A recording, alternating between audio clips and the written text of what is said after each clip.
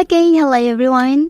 Here I want to provide a tutorial on how to enable or disable privacy protection for site in Duckduckgo application on Android device.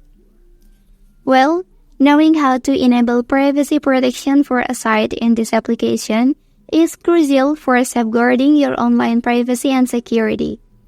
Okay, and when disabling privacy protection, you can customize your browsing experience according to your preferences, balancing privacy concerns with functionality and convenience. So, let's go to the tutorial. Okay, firstly, open Duckduckgo application on your device. Well, and then here I will open a new website to enable privacy protection on it.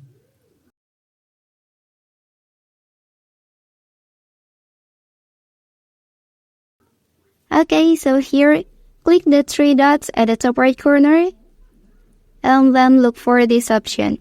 Okay, and now make sure that this is active like this.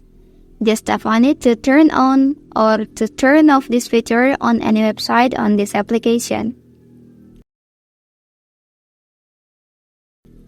Okay, that's the tutorial on how to enable or disable privacy protection for a site in Duckduckgo application on an Android device.